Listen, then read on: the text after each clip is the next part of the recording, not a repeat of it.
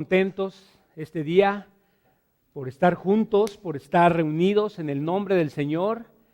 Y es un día muy especial, hermanos, es un día en el que el Señor derrama su gloria sobre sus hijos. Entonces es una gran bendición poder estar reunidos en su nombre. Y allá en casita quiero invitarlos a que oremos juntos, ¿sí? Vamos a darle gracias al Señor. Vamos a reconocer sus favores, sus maravillas. Y yo los invito a que juntos le demos gracias a nuestro Padre. Señor, gracias. Te damos muchas gracias porque tu iglesia está viva, tu iglesia no puede ser frenada, Señor. Tu iglesia, tu palabra está en medio de nosotros, tu Santo Espíritu está en medio de nosotros. Y te damos muchas gracias por eso, Señor. Te rogamos en el nombre de Jesús que no permitas que tu iglesia venga menos en este tiempo de encierro, en este tiempo de aislamiento. Ayúdanos, Señor, a mantenernos con un espíritu vivo, con una actitud de amor, de gracia, de misericordia, que juntos, Señor, estemos deseando hacer tu voluntad en todo lo que tú nos presentes. Queremos, Señor, venir a más y no a menos. No queremos estar tibios, no queremos que esto provoque tibieza en nuestros hogares, con nuestros hijos, en nuestras familias. Deseamos, Señor, ir a más cada día. Y eso solamente tú lo puedes hacer posible con la ayuda de tu Santo Espíritu. Danos de tu Espíritu esta tarde, danos, Señor, de tu poder, danos de tu gracia y permítenos, Señor, ir a más en el nombre poderoso de Jesús. Amén. Gloria a Dios, hermanos, pues estamos estudiando la epístola a los Efesios, hemos estado yendo verso tras verso, tratando de entender todo este mensaje. Tuvimos 3 capítulos de doctrina y ahora el apóstol Pablo está llevándonos a aterrizar toda esta información, nos está invitando a vivirla, a hacerla propia en nuestras vidas, y el propósito es que andemos mejor, que caminemos conforme al llamado que es digno. Cuando empezamos este capítulo 4, el apóstol Pablo nos dice, os ruego, nos hace una súplica, os ruego que andéis como es digno de la vocación con que fuiste llamados. Y ahora, en este capítulo 4, vamos a analizar los versos del 17 al 24, y ahora el apóstol Pablo se pone un poquito más serio. Ahora ya no nos está suplicando. Ahora en el versículo 17, es Efesios 4, del 17 al 24. Ese es nuestro texto base, vamos a acompañarlo con algunas otras citas, pero les decía que ahora en el verso 17 nos dice el apóstol Pablo, con la autoridad del Señor, digo lo siguiente, ya no vivan como los que no conocen a Dios. Les digo que ya le está subiendo de tono. Es que esto es muy importante, hermanos. Es algo vital para la iglesia. Es muy importante que nosotros entendamos que somos diferentes a los que no creen. Los que creemos tenemos algo distinto en nuestras vidas. Y el apóstol Pablo les está hablando aquí a los creyentes de la iglesia de Éfeso, pero el día de hoy también nos está hablando a nosotros como creyentes. Este mensaje también es para los creyentes de la comunidad de integración familiar y para todos los que más tarde van a poder ver este mensaje en sus casas. El Señor nos está diciendo a los que hemos creído que ya no vivamos como los que no conocen a Dios. ¿Por qué? ¿Por qué es tan importante esto para el apóstol Pablo, que tiene que decirnos que con la autoridad que el Señor le ha dado, con esto nos lo pide? Bueno, dice aquí, en la segunda parte del versículo 17, porque ellos están irremediablemente, estoy usando la versión Nueva Traducción Viviente, gracias, sí. Dice, porque ellos están irremediablemente confundidos. Es lógico entender que los que no tienen el Espíritu de Dios, que los que no han creído, que los que no se han rendido a Cristo, no tienen el conocimiento de todas las cosas. No comprenden de alguna forma lo que la palabra de Dios quiere darnos a entender.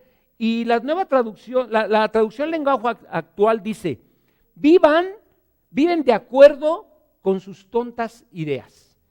Y bueno, yo reflexionaba sobre esto y decía, es que es verdad que muchas veces los que somos creyentes, pues nos aferramos a ideas tontas, ¿sí? A veces creemos tener la razón y nos aferramos a algo que queremos hacer, a una decisión que queremos tomar, y hay quienes nos dicen, no es por ahí, ten cuidado, mira, es mejor que pidas consulta, que pidas consejo, y somos necios, ¿sí? Somos aferrados a esas ideas, creemos que nos va a ir bien, creemos que tenemos la razón, y bueno, de alguna manera esto se puede entender para los que no conocen de la palabra, para los que no tienen el Espíritu de Dios, para los que no le han rendido su vida al Señor. Pero para los que sí lo hemos hecho, pues llega a ser algo necio en nosotros, ¿sí?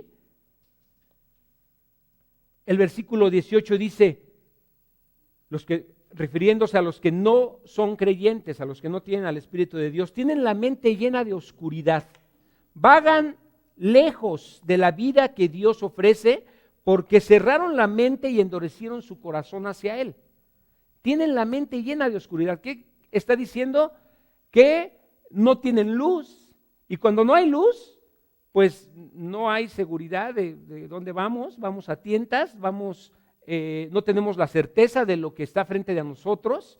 Y así están los que no son creyentes, pero los que no, los que sí hemos creído, hemos sido iluminados con la luz del Señor. El Señor vino a nuestras vidas. Y la traducción lenguaje actual dice, son gente ignorante, terca, que no entiende nada. Y por eso no disfrutan de la vida que Dios les da. Así le habla el Señor a los que no son creyentes. Pero Pablo nos está diciendo, no sean como ellos, no vivan como ellos. No es digno de nosotros vivir de esa manera. Y bueno, pensando en esto que dice que es gente terca, ignorante, hay algunos ejemplos sencillos. No todos están en una actitud tan abierta de desobediencia a Dios, no todos están con una actitud de no reconocer a Dios, no toda la gente dice que Dios no existe, pero de alguna forma, por cuanto no tiene el Espíritu de Dios y no tienen la verdad en sus vidas, muchas veces los escuchamos decir cosas que no concuerdan con la realidad. Un ejemplo, ellos dicen mucho, todos somos hijos de Dios. ¿Sí los han escuchado? Cuando nosotros les compartimos, les llevamos el mensaje y ellos dicen, todos somos hijos de Dios. Otro argumento que dan es, todos los caminos nos llevan a Dios.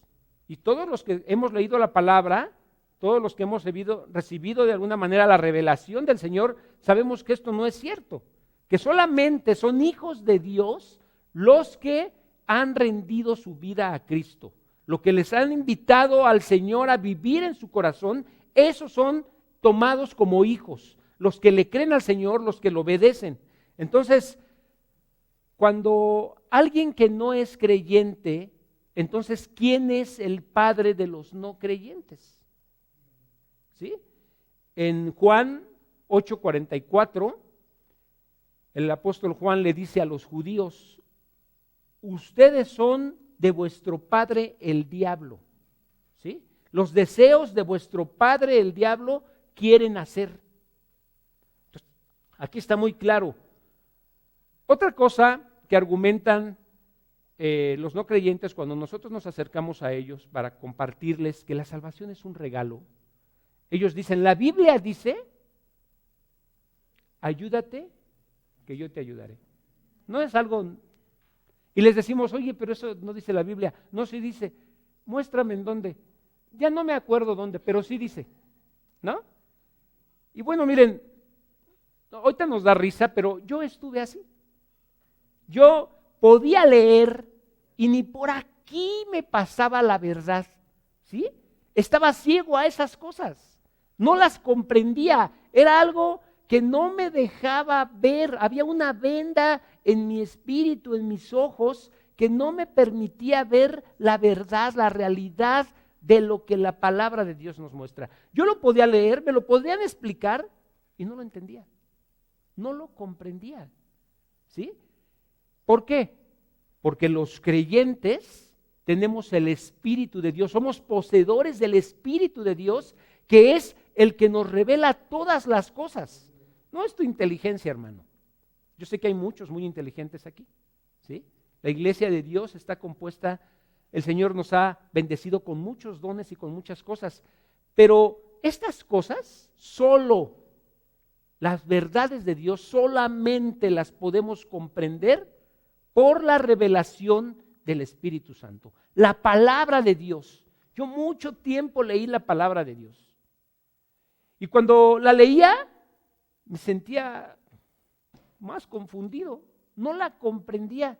Y no es que sea tonto. Simplemente no tenía el Espíritu de Dios que me revelara esto que yo estaba leyendo.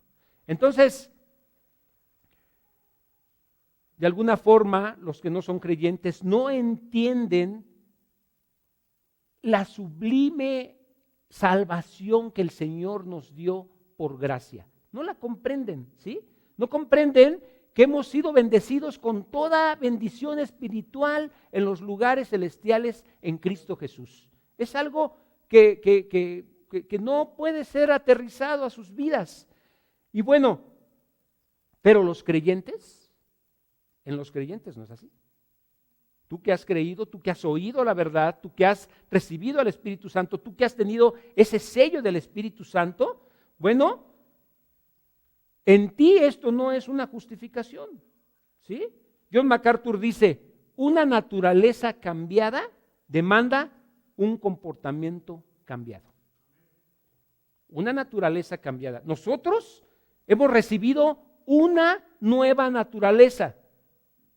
Un creyente se detiene al pecado.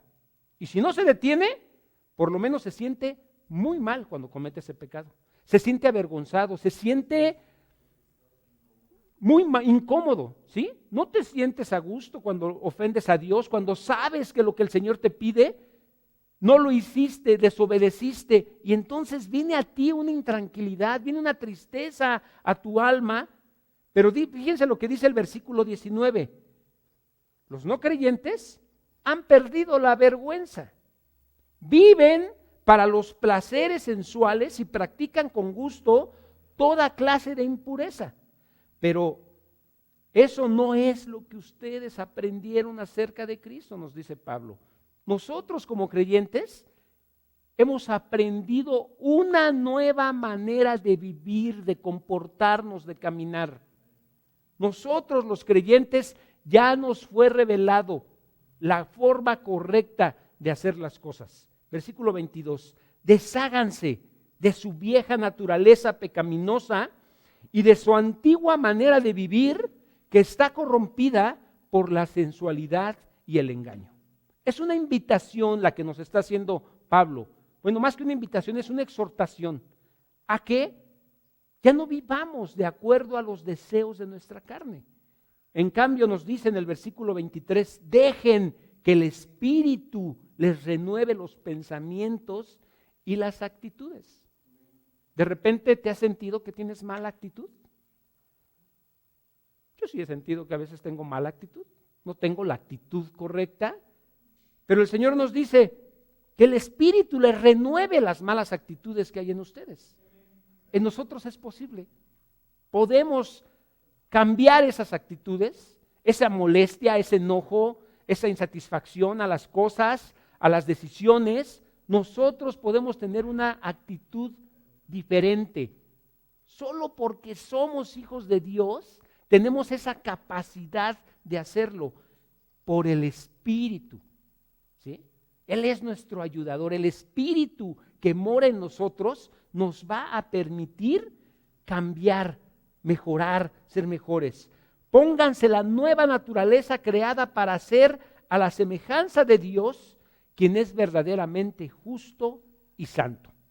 Lo que estamos viendo con esto es que en Cristo tenemos una nueva vida. Ese es el tema, así titulé el mensaje del día de hoy. En Cristo tenemos nueva vida. Y el Nuevo Testamento deja perfectamente clara la diferencia que hay o que debe haber entre un creyente y uno que no lo es. Está bien claro en la palabra. No se trata, y yo quiero ser muy enfático en esto, no se trata de un comportamiento externo. No se trata de fabricar una fachada, ¿sí?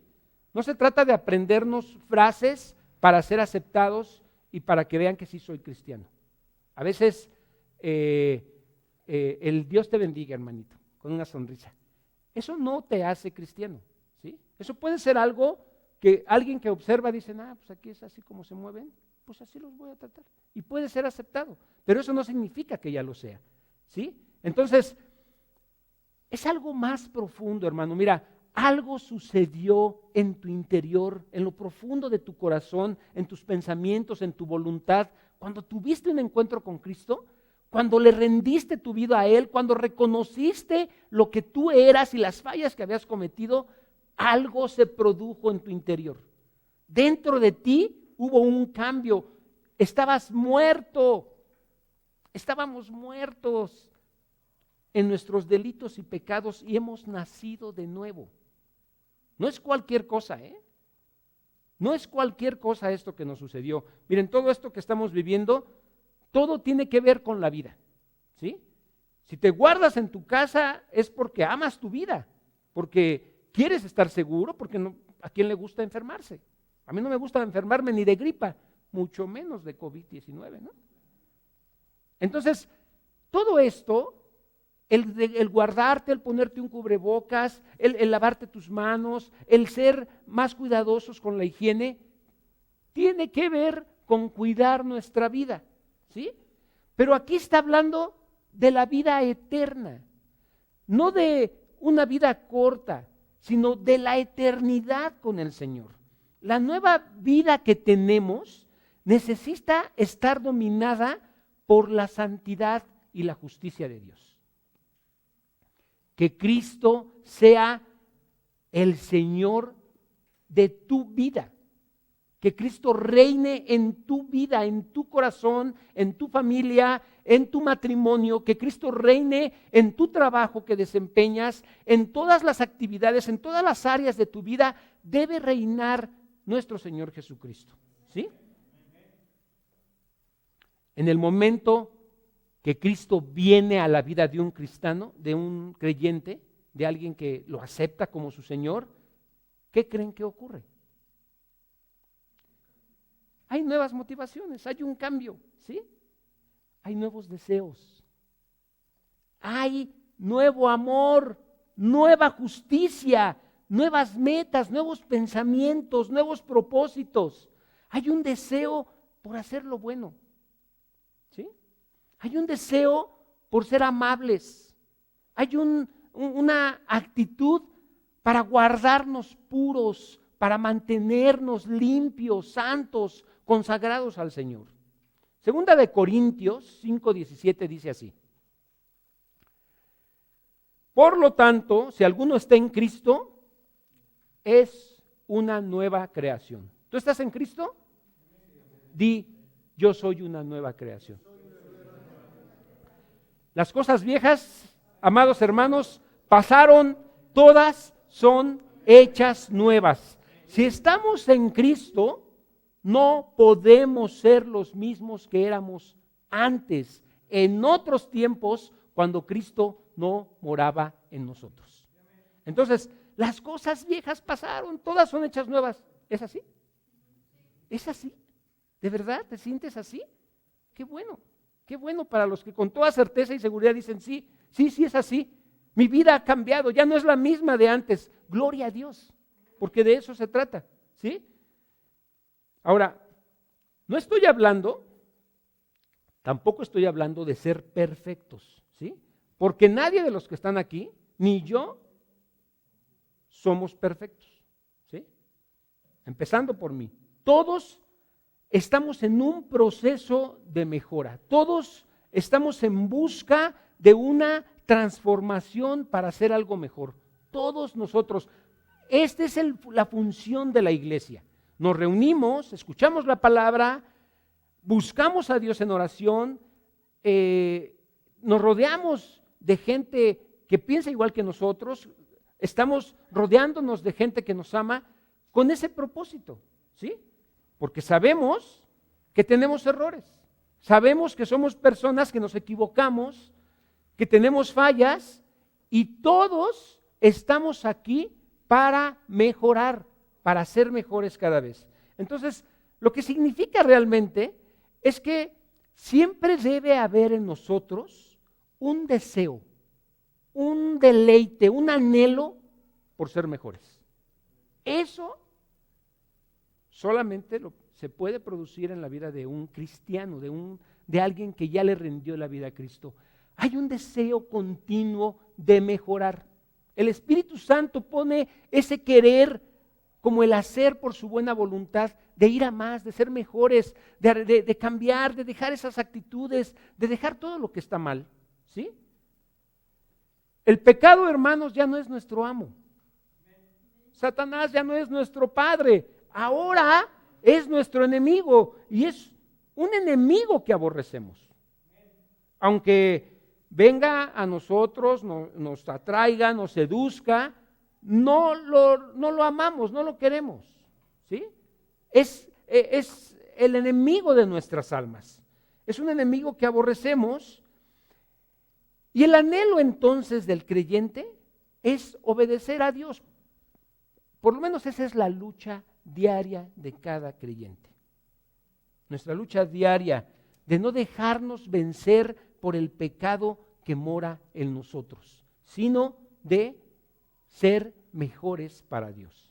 Entonces, lo primero que debemos dejar bien asentado es que el cristiano y el no cristiano en esencia son distintos. O sea, sí somos de carne y hueso, tenemos 2 ojos, 2 piernas, o sea, en ese sentido somos iguales, pero la esencia ha cambiado. Y en esto yo quiero que lo entendamos bien. La nueva naturaleza que no es añadida a la antigua naturaleza, ¿sí? Es reemplazada, tenemos una naturaleza nueva. Entonces, es causa de vergüenza, de tristeza, cuando nos vemos haciendo cosas que no le agradan a nuestro Señor, que el Señor aborrece. Esto es lo que nos hace distintos de los que no creen. Es algo, ya lo dijimos, no nos deja estar tranquilos. Cuando ofendemos a un hermano, cuando ofendemos a Dios, estamos incómodos, nos mostramos inquietos, mal, porque hay algo en nosotros que no nos deja estar tranquilos. Entonces, cuando un miembro de la iglesia lleva el mismo estilo de vida que un no creyente, y miren que estoy hablando de estilo de vida, o sea, no significa que hoy la regué, me enojé, y hice sentir mal a alguien, y no estoy hablando de eso, sino estoy hablando de una forma de ser, de una forma de vivir, de un caminar ya constante que me hace ser igual que los que no son creyentes, ¿sí? Por la aceptación, por sentirme bien con los demás, por sentirme aceptado, es que muchas veces nosotros permitimos que muchas cosas pasen como si nada. Miren, a veces nos acercamos a alguien y nos dicen, mira, no me hables de Dios, yo no quiero saber nada de Dios. Y ahí estamos. Y por ser aceptados, podemos pasar burlas, podemos pasar muchas cosas y creemos que eso está bien. Pero miren, más adelante vamos a ver que eso no es correcto. En cierta ocasión Jesús le dijo a sus discípulos, vosotros sois la sal de la tierra. Pero si la sal se desvaneciera, ¿con qué será salada? No sirve más para nada, sino para ser echada fuera y que la gente la pisotee. ¿Sí? Esto viene en Mateo 5:13. Si la sal pierde ese elemento que la distingue, ya no sirve para nada, dijo Jesús. La sal esencialmente es distinta sobre todo lo que la ponemos. En donde la colocamos, la sal tiene una esencia que la hace diferente. Entonces, es ahí precisamente donde radica el poder de la sal. Si la sal pierde ese elemento que la distingue, pues ya no sirve para nada. Y lo mismo ocurre con los cristianos. Somos distintos. Por favor, somos diferentes. Eso es lo que nos hace efectivos para la labor que Cristo nos ha encomendado hacer. ¿Sí? La gente debería ver la diferencia entre los cristianos y los no cristianos por la manera de vivir de los primeros, de los que sí creen.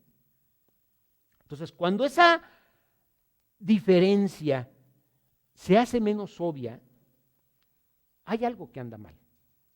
Hay algo que debemos corregir inmediatamente porque estamos perdiendo nuestra salinidad, ¿sí? Y nos puede llevar a ser inútiles. Ahora, todos somos vulnerables. Todos somos frágiles. Todos tenemos la tendencia a fallar, a equivocarnos. Todos, de alguna manera, cometemos errores, ¿sí? Pero lo que quiero asentar, en segundo lugar, es lo que realmente va a hacer que la iglesia se defina, y no es que tomemos distancia de las cosas, no es que nos aislemos y no es que ciertas cosas las tengamos lejos de nosotros porque eso nos hace pecar. Miren, aquí adentro de nosotros es en donde está el problema. ¿Sí?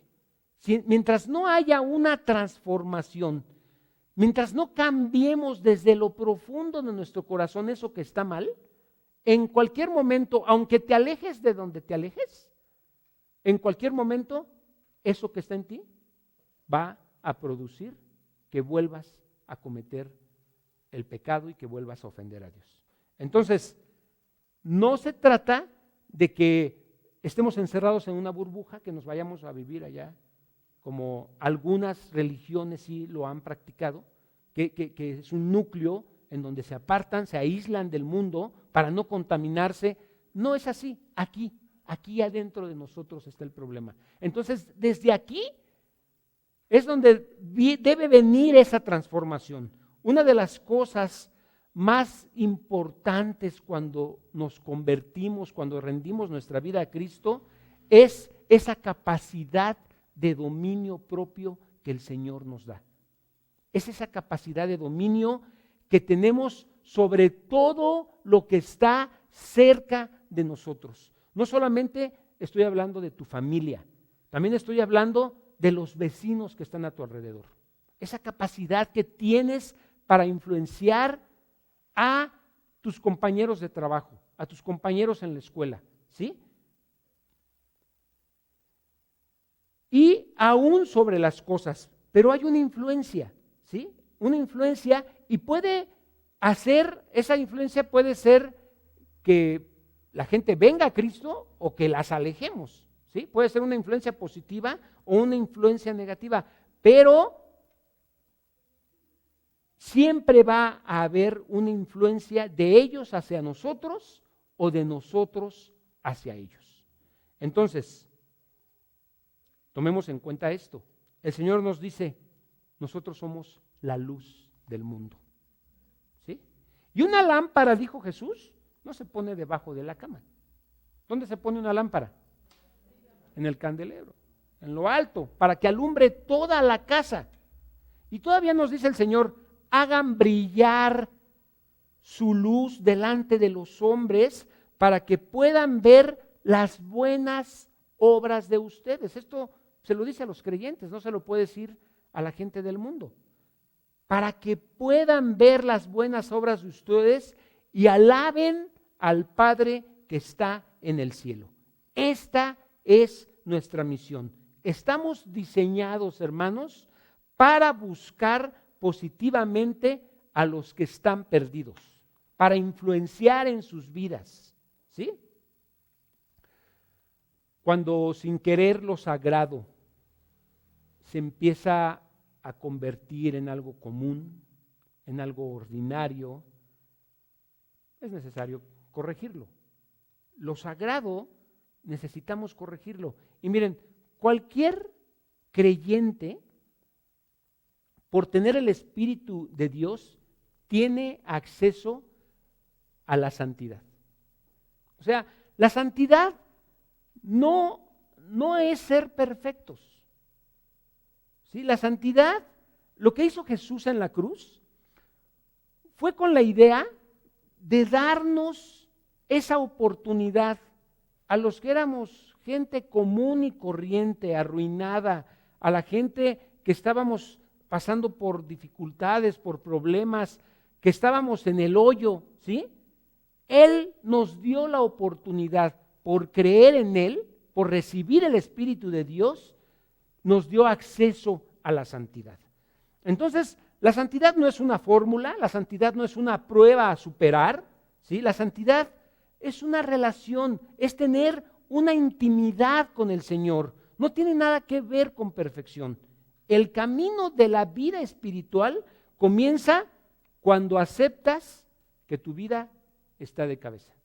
Por eso cuando los apóstoles compartían el Evangelio y la gente venía y se rendía a Cristo, le decían, arrepiéntete de tus pecados. Ese es el primer paso del creyente, reconocer que ofendió a Dios, reconocer que con nuestra vida hemos cometido muchos errores. Y el Señor está dispuesto a perdonar todas esos pecados, todas esas cosas que cometimos. El Señor está dispuesto a limpiarnos de eso y a olvidarlo, pero necesitamos reconocerlo.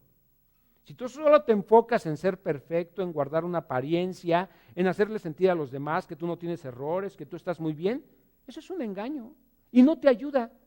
No te va a ayudar nunca el que tú te mantengas en esa forma de querer cuidar solamente tu imagen y tu apariencia. Entonces, cuando dejas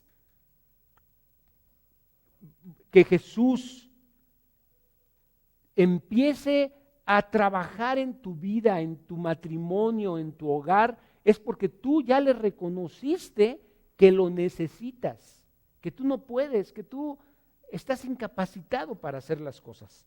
Y entonces, cuando Dios está presente en medio de nuestra inestabilidad, es cuando comenzamos realmente a empieza nuestra vida de santidad. Es en ese momento cuando estamos apartándonos para el Señor, para agradarlo a Él y para bendecirlo a Él. Y miren, para entender esto, solo tenemos que leer la Biblia, ¿sí? Para comprobarlo. La Biblia está llena de ejemplos de gente desordenada, de gente inestable, de gente con fallas, de gente con pecados, ¿sí? Yo quiero que me digan ustedes, ¿cuál es el personaje bíblico favorito? El que más te gusta. A ver, alguien aquí que me diga, ¿quién es su personaje bíblico favorito? Josué, Moisés, Pablo, David, ¿sí? Job, Abraham. Allá en casita, ese que estás pensando y este que acaban de mencionar, cuando nosotros vamos a la palabra y vemos quién era cada uno de ellos, pues nos vamos a dar cuenta que eran como nosotros, ¿sí? Personas con muchos errores, ¿sí? Era gente que estaba llena de defectos, de debilidades, pero ¿saben qué es lo hermoso de las Escrituras? Que el Señor no ocultó eso de nuestra vista. Está allí para que nos demos cuenta que es algo alcanzable.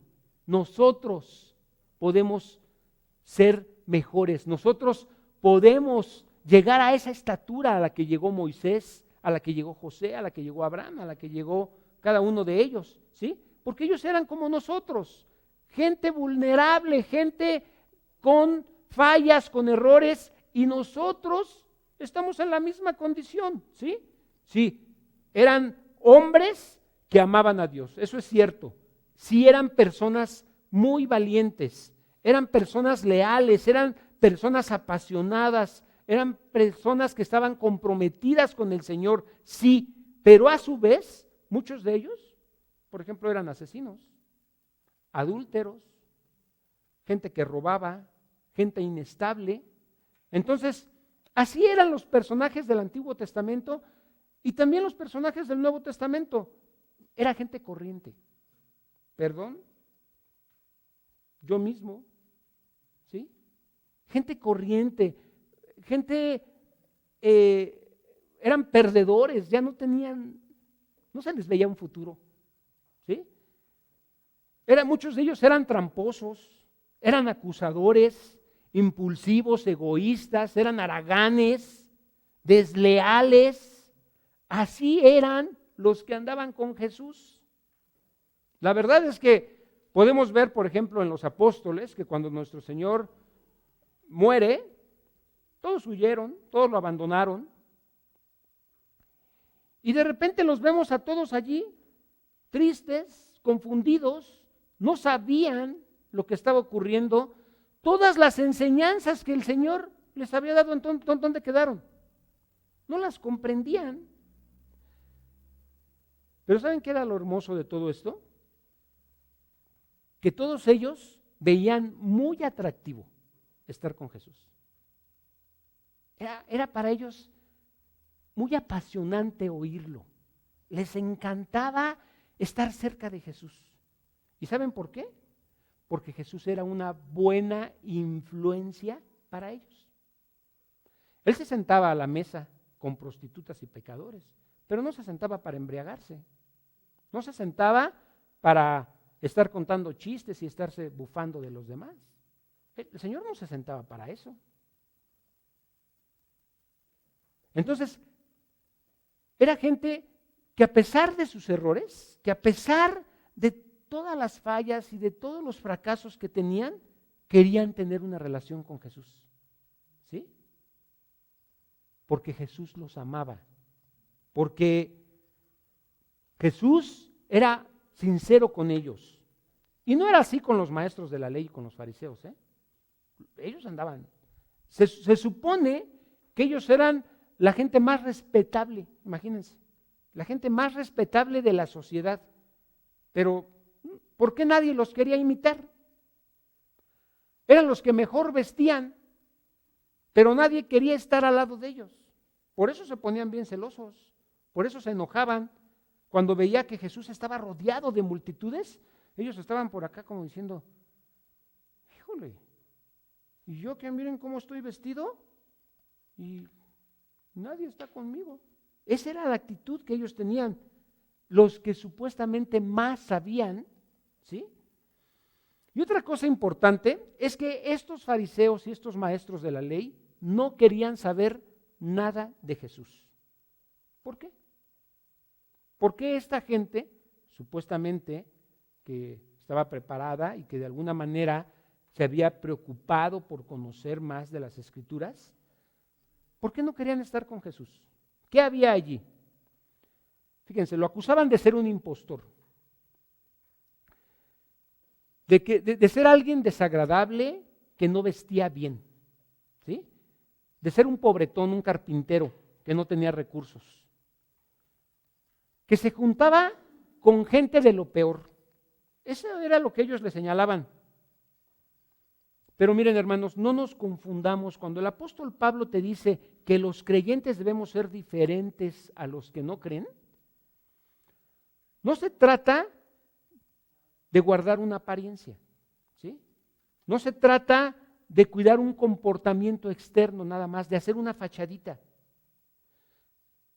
No se trata tampoco de estar a la distancia y aislarnos de los que no son creyentes. Se trata de ser honestos, de ser íntegros. Se empieza reconociendo que somos de lo peor. Así es como empieza la vida de un cristiano. Reconociendo que tú eres de lo peor, que yo soy de lo peor. Ustedes reconozcan que ustedes son de lo peor y yo reconozco que yo soy de lo peor, para no meternos en problemas. ¿Sí? El ser cristiano se trata de no apapachar el pecado, de no sentirte cómodo pecando, ofendiendo a Dios, ofendiendo a tu prójimo, ¿sí?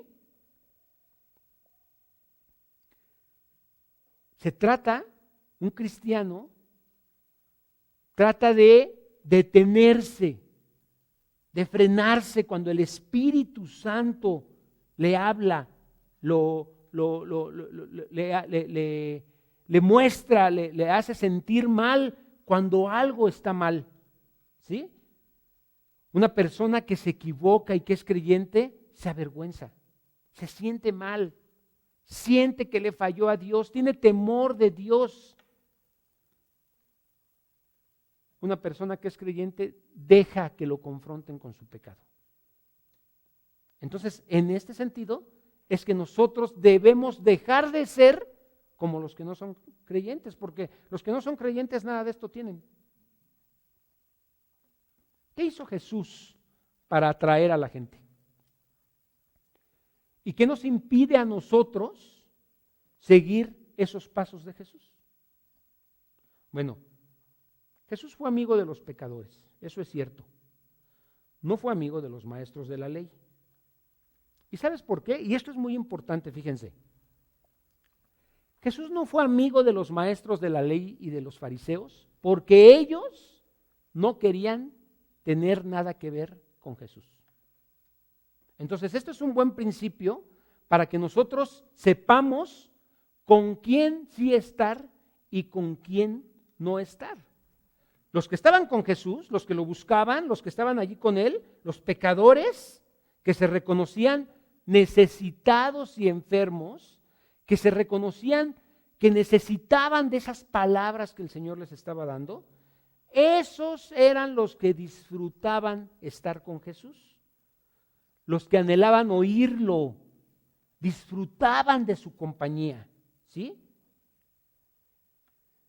Esta gente no quería estar con los maestros de la ley, no quería estar con los fariseos.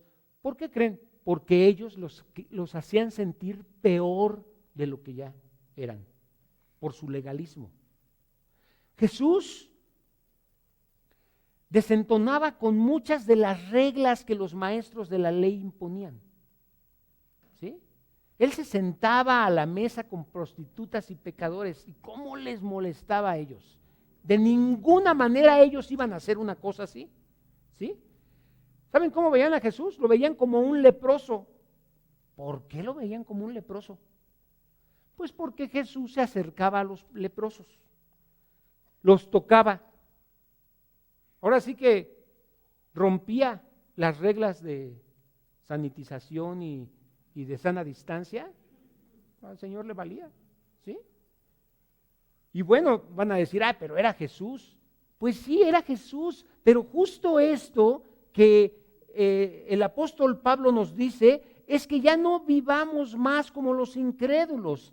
¿Qué nos quiere decir? Nos quiere decir que seamos imitadores de Jesús, que vivamos como Jesús, que seamos más como Él. Ese debe ser nuestro deseo.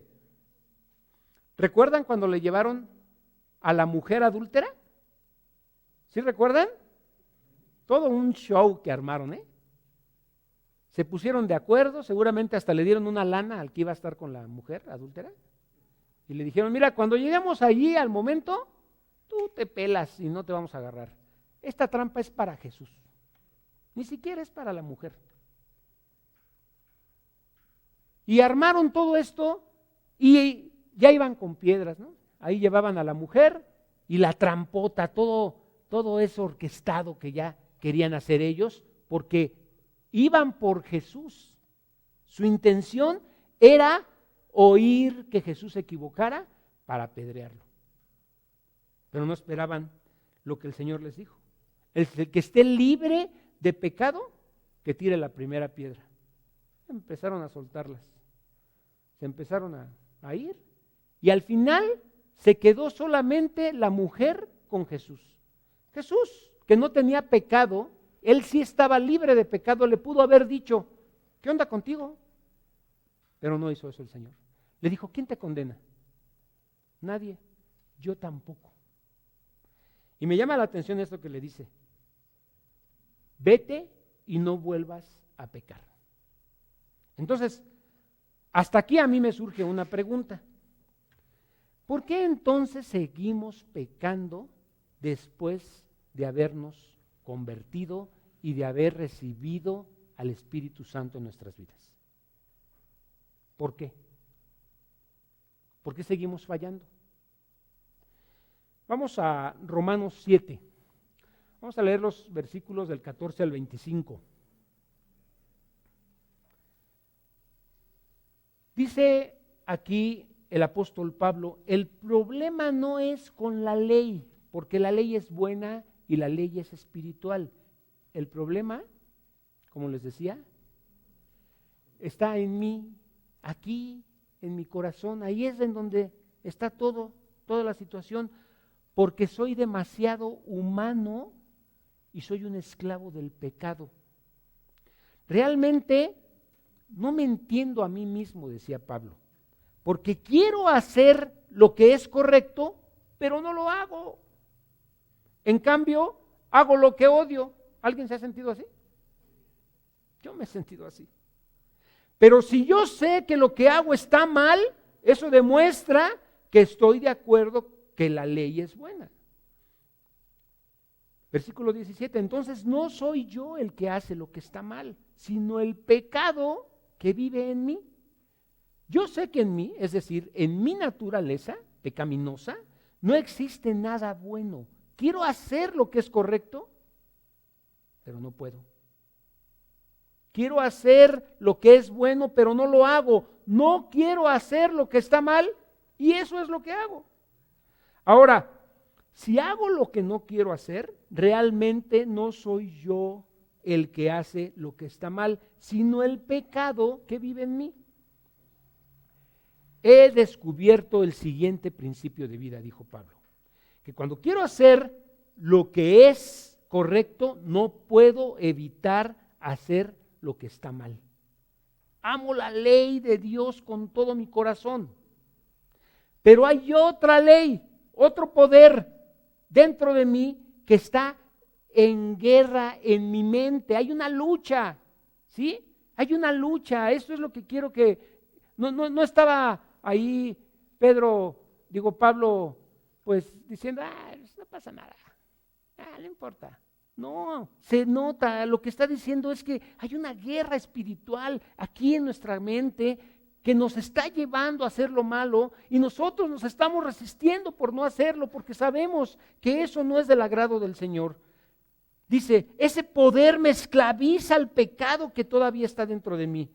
Soy un pobre desgraciado. ¿Quién me librará de esta vida dominada por el pecado y la muerte? Y hay un descanso aquí en el versículo 25. Gracias a Dios, dice Pablo.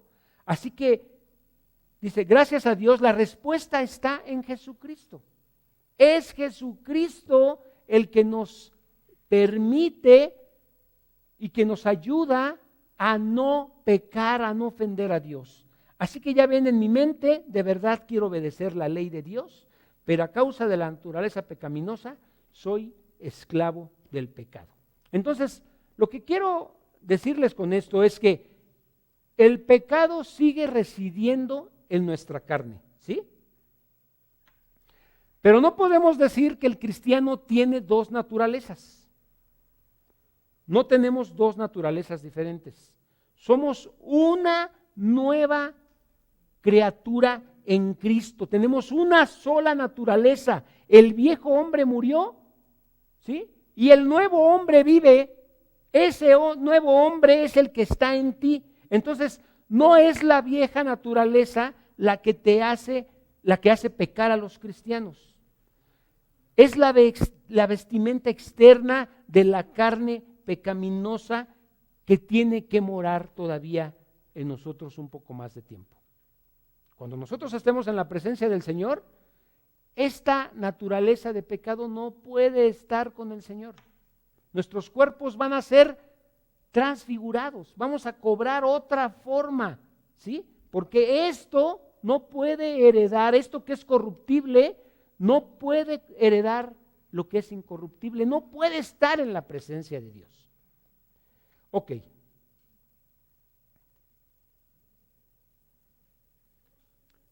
El pecado que reside en nosotros ya no reina en nuestras vidas. Eso lo tenemos que tener bien claro. Podemos caer, pero no debemos dejar que el pecado nos controle y nos domine. ¿Sí? Tenemos una nueva vida. Romanos 6:6 dice, sabemos que nuestro antiguo ser pecaminoso fue crucificado con Cristo para que el pecado perdiera su poder en nuestra vida. Ya no somos, por favor, ya no somos esclavos del pecado. Romanos 8:9 dice, pero ustedes no están dominados por su naturaleza pecaminosa. Gracias, Señor. Así es, somos controlados por el Espíritu. Si el Espíritu de Dios que vive en ustedes, ese es el que nos permite estar venciendo el pecado, venciendo la tentación. Y recuerden que los que no tienen al Espíritu de Cristo, ellos de ninguna manera pertenecen a Dios. ¿Sí? Entonces, necesitamos entender los rasgos característicos de un hombre sin Cristo. Necesitamos contrastar el andar de un incrédulo con el andar de un cristiano espiritual. Y rápidamente los voy a mencionar. Por ejemplo, los no creyentes. Ya dijimos, tienen el entendimiento entenebrecido. Quiere decir que no hay luz en ellos. Cuando no hay luz, si apagamos las luces, nos vamos a tropezar con todo lo que está aquí. ¿Sí? Porque no tenemos claridad. Así está el no creyente. No tiene claridad en su entendimiento, en su mente. Son ajenos a la vida de Dios por la ignorancia que hay en ellos. No pueden comprender los propósitos de Dios. Cuando el pastor les preguntaba, ¿por qué el Señor permite esto? Porque hay un propósito. Muchos se enfermaron, ¿sí? El Señor les concedió la vida. El Señor tiene un propósito para ellos. El cristiano no lo comprende, el que no es creyente no lo comprende. No sabe por qué estas cosas me pasan a mí y los vemos reclamándole, ¿no? Tienen el corazón endurecido y encallecido. O sea, están cauterizados. Cada vez les molesta menos su pecado. Líbrenos el Señor de andar en el camino del Señor y que cada vez nos moleste menos, que se nos haga natural, que se nos salga algo normal, ofender a Dios. Líbrenos, Dios. Que el Señor ponga temor en nuestros corazones de ofender su nombre. Por esta dureza han perdido toda sensibilidad, se entregaron a la lascivia para cometer con avidez toda clase de impureza. Ese es el problema.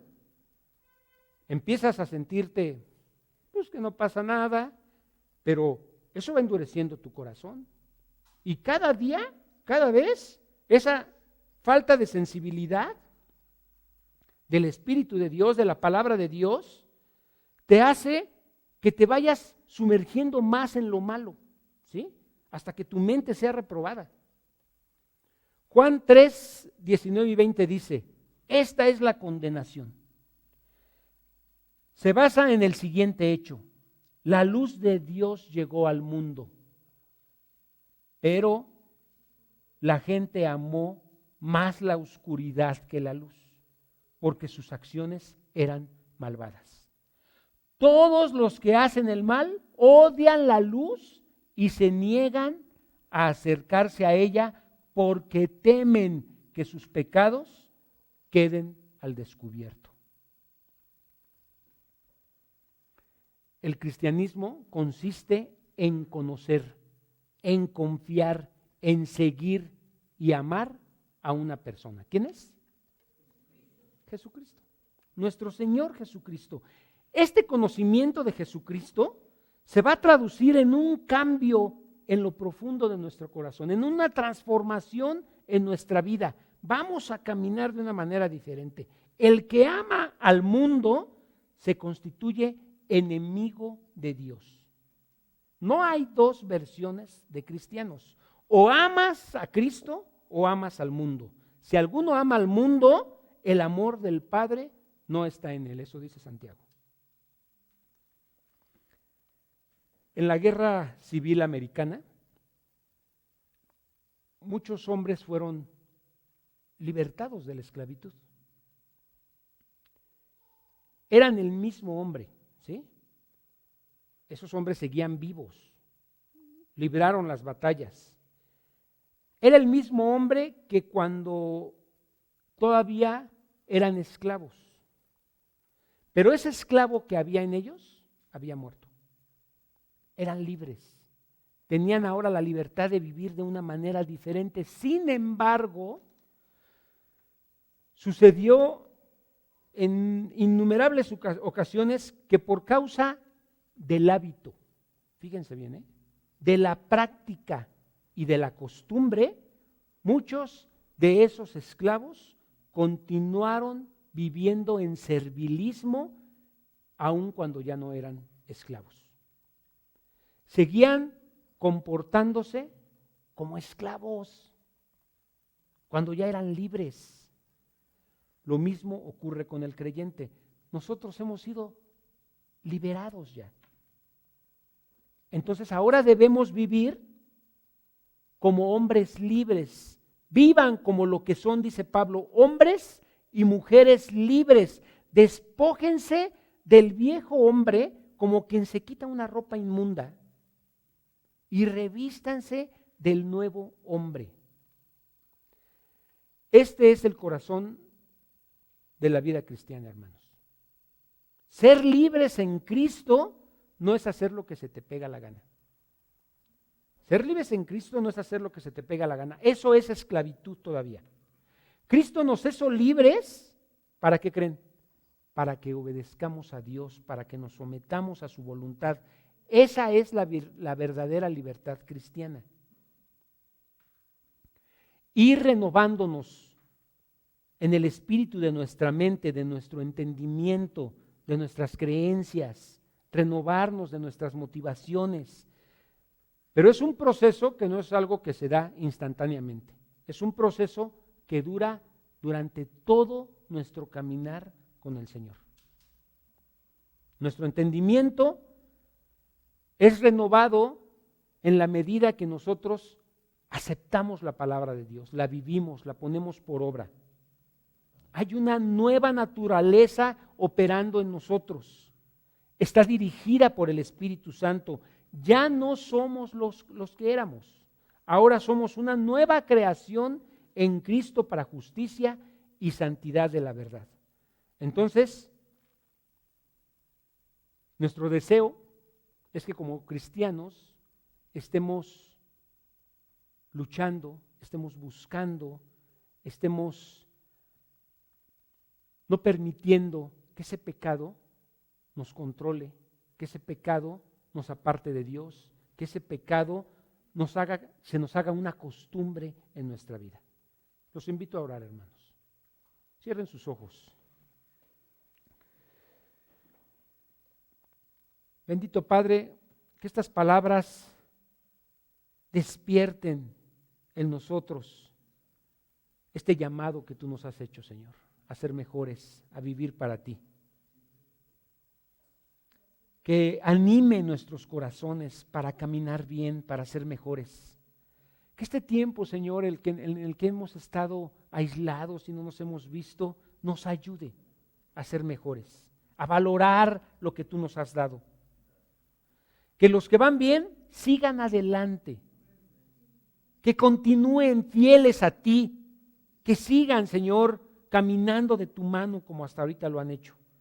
Y que los que no están bien sean tomados por ti, redarguidos por tu espíritu y sean transformados en su pensamiento con temor y temblor para caminar como es correcto. A Pablo lo llamaron loco. A ti, Señor Jesús, te llamaron endemoniado. No importa lo que nos digan a nosotros, Señor.